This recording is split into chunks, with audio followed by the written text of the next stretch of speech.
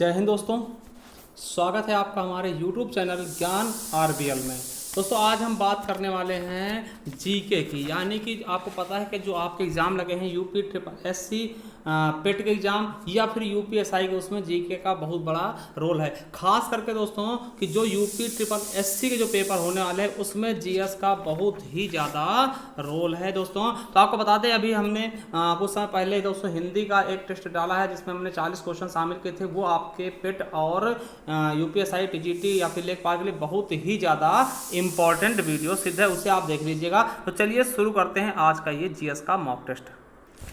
तो चलिए पहले क्वेश्चन की तरफ चलते हैं, देखते हैं पहला क्वेश्चन क्या है।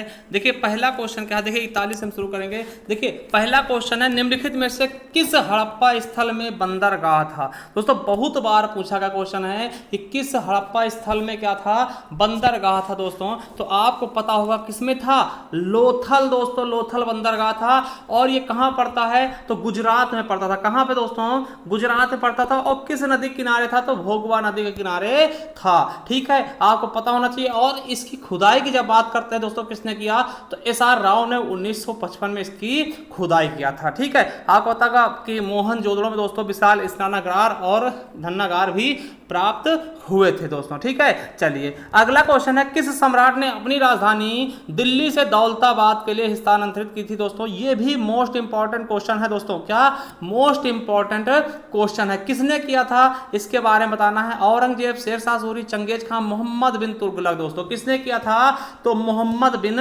तुगलक ने दोस्तों किया था। ठीक है, देखिए इसने और कई सारे अभियान चलाए थे, जैसे कि आपको पता होगा कि दोआब क्षेत्र में कर की वृद्धि कर दी थी, है ना। और ये राजधानी परिवर्तन आपने सुना ही होगा, ये वाला जो पूछा गया, है ना। और सांकेतिक मुद्रा का प्रचलन करवाया था। और जो इसने खुरासिन और कराचील अभियान भी कराया था, जो कि सभी के सभी क्या थे, असफल हुए थे दोस्तों। जूना खां के नाम से भी जाना जाता था। ठीक है, मोहम्मद बिन तुगलक दोस्तों, बिल्कुल सही ऑप्शन जाएगा हमारा दूसरा। चलिए अगला क्वेश्चन है, वर्ष 1998 में किस पुर्तगाली अन्वेषक ने यूरोप से भारत के लिए एक नए समुद्री मार्ग की खोज की थी दोस्तों। किसने किया था, बहुत अच्छे से आपको पता होगा किसने किया था दोस्तों, वास्को डिगामा। किसने दोस्तों, वास्को डिगामा ने खोज किया था।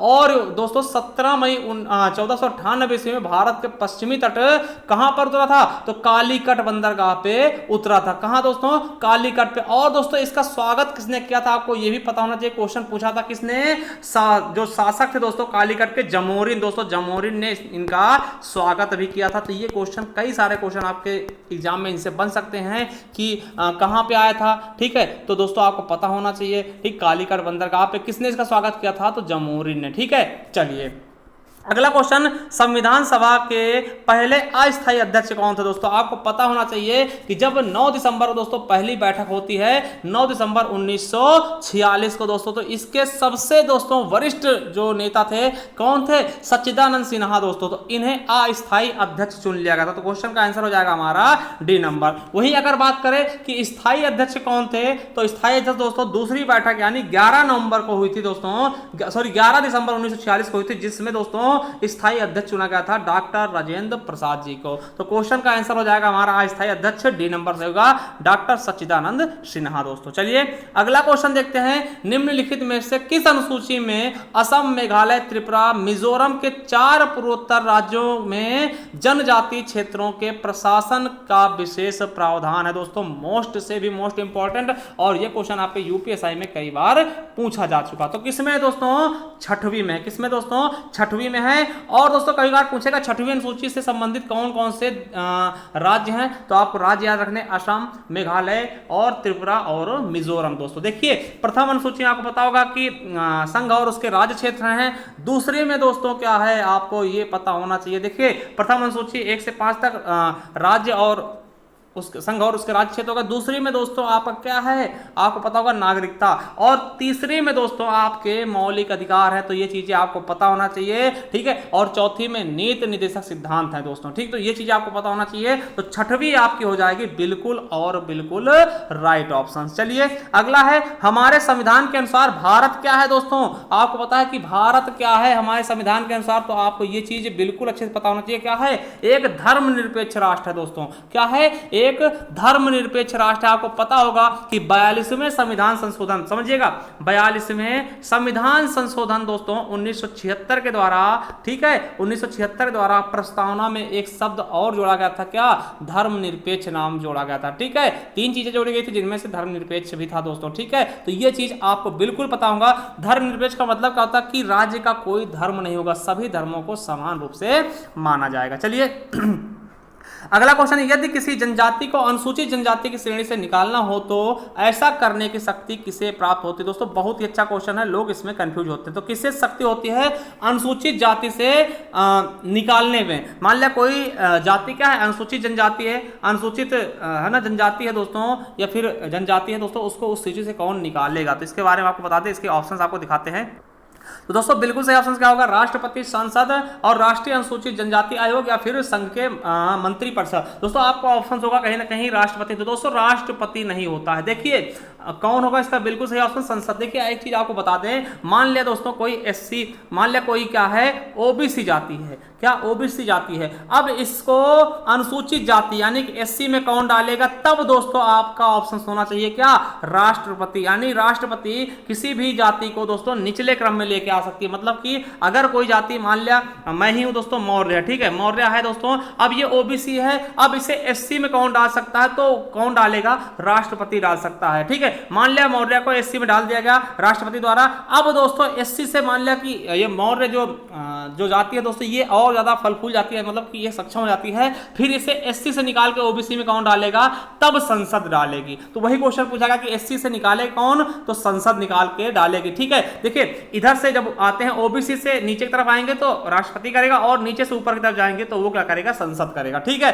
तो संसद किसी भी एससी को दोस्तों उसकी कैटेगरी से बाहर कर सकता है, और राष्ट्रपति क्या होता है कि एससी की कैटेगरी में डाल सकता है। ठीक है, चलिए अगला क्वेश्चन, निम्नलिखित में से लोकसभा की प्रथम महिला अध्यक्ष का नाम बताइए। देखिए बहुत अच्छा क्वेश्चन है कि लोकसभा की प्रथम महिला अध्यक्ष कौन है, तो आपको पता होगा मीरा कुमार। देखिए कुमार लगा, इन्हें पुरुष मत समझिएगा, ये क्या है, महिला है, तो मीरा कुमार जी हैं। ठीक है, बिल्कुल अच्छे से याद रखिएगा, मीरा कुमार दोस्तों किसकी थी, तो 15वीं लोकसभा की थी दोस्तों, 4 जून 2019 से लेकर के 18 जून 2014 तक। आपको पता होना चाहिए ये कहां की थी, तो बिहार की थी दोस्तों, क्या, बिहार की। दोस्तों आपको अब याद रखना कि वर्तमान में कौन है लोकसभा अध्यक्ष, तो दोस्तों ओम बिरला जी। कौन, ओम बिरला जी दोस्तों ये हैं वर्तमान में। ठीक है, तो याद रखना सुषमा स्वराज दोस्तों दिल्ली की प्रथम महिला मुख्यमंत्री थी। ठीक है, चलिए अगला क्वेश्चन है, निम्नलिखित में से किस राज्य में मैंग्रोव वन का सबसे अधिक क्षेत्र है। दोस्तों आपको पता होना चाहिए कहां, पश्चिम बंगाल में दोस्तों मैंग्रोव वन का बहुत ही बड़ा क्षेत्र है दोस्तों, पश्चिम बंगाल में दोस्तों। ठीक, लगभग आधा भाग यहीं पे स्थित है दोस्तों। ठीक है, चलिए अगला क्वेश्चन देखते हैं, इनमें से कौन सा एक भारतीय बैंक नहीं है मेरे दोस्तों, कौन सा जो है कि वो भारतीय बैंक नहीं है दोस्तों, तो आपको बता दें कौन सा है, HSBC।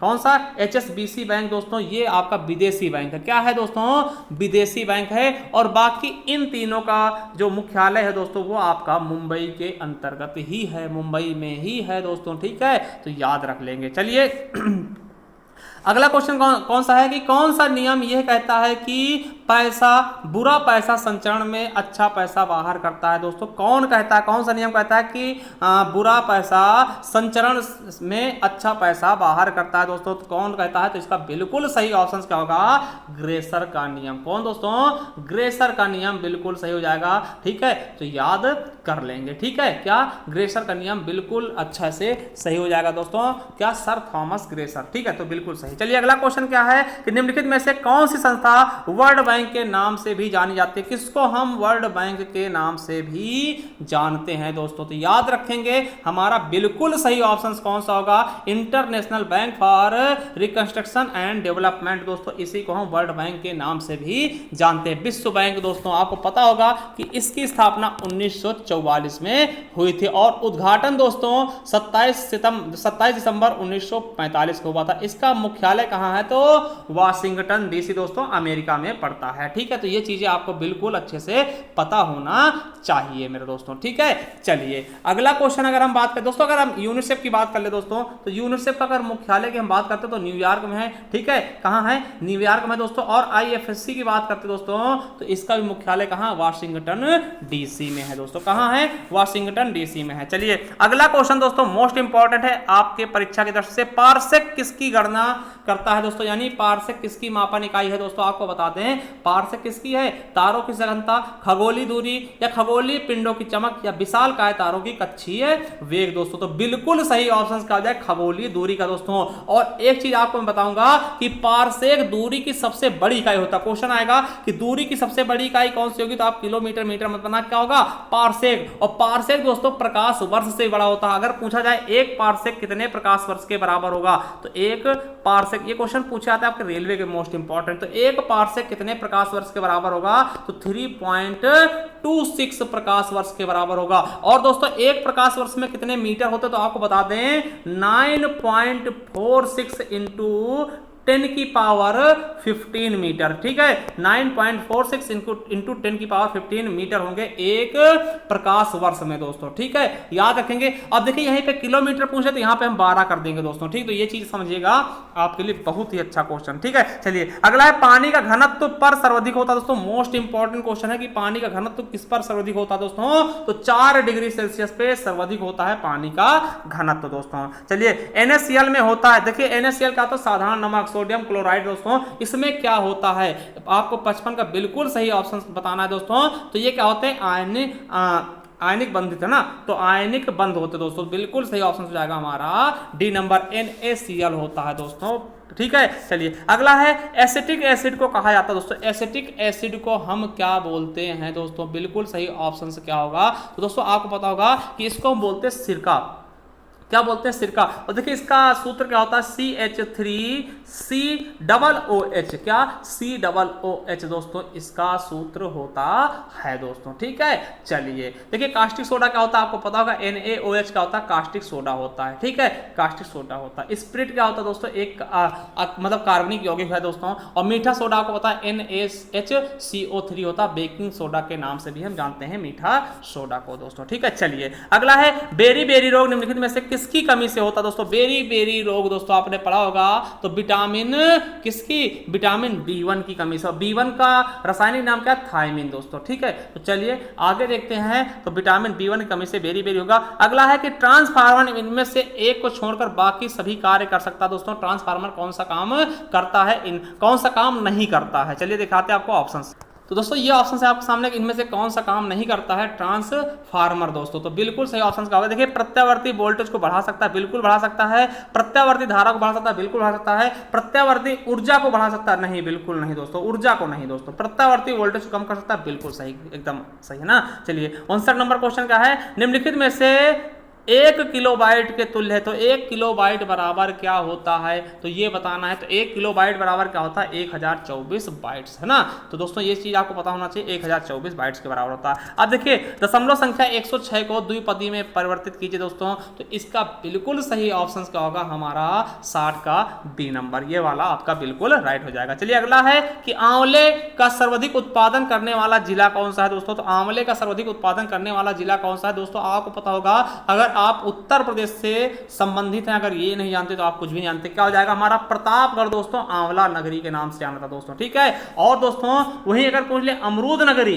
तो दोस्तों आप बिल्कुल अच्छे बता देना क्या होगा, प्रयागराज अमरूद नगरी। और आम नगरी किसको कहते हैं दोस्तों, तो मलिहाबाद को दोस्तों, वो कि आपका कहां पड़ता है, आपके राजधानी क्षेत्र में, ठीक है, यानी लखनऊ में। चलिए अगला क्वेश्चन है कि पेरियार नेशनल पार्क किस पर्वत श्रृंखला में है दोस्तों, पेरियार, देखिए पेरियार बहुत ही अच्छा क्वेश्चन है। तो पेरियार दोस्तों पश्चिमी घाट श्रृंखला में, कहां दोस्तों, पश्चिमी घाट में पड़ता है दोस्तों, ठीक है, ये केरल राज्य में स्थित है। कहां पे है दोस्तों, पश्चिमी घाट में दोस्तों, ये केरल राज्य में स्थित है। और दोस्तों इस वर्ष इस उद्यान की स्थापना 1998 में की गई थी दोस्तों, और यहीं से हाथी संरक्षक परियोजना भी लाया गया था दोस्तों, बिल्कुल अच्छे समझिएगा। पेरियार कहां, पेरियार नदी भी केरल में बहती है दोस्तों, आपको पता होना चाहिए। और पेरियार राष्ट्रीय उद्यान भी वहीं पर है दोस्तों, केरल में पड़ता है, ठीक है। अगला है गिद्धा किस राज्य का लोकनृत्य है दोस्तों, बहुत बार पूछा गया गिद्धा, और वेरी वेरी इंपॉर्टेंट लगा लीजिएगा दोस्तों, गिद्धा कहां का है, तो पंजाब का है दोस्तों, भांगड़ा भी पंजाब का दोस्तों, ठीक है, गिद्धा भी पंजाब का दोस्तों। अगर वहीं बात करते हैं उत्तर प्रदेश का दोस्तों, तो कजरी झूला,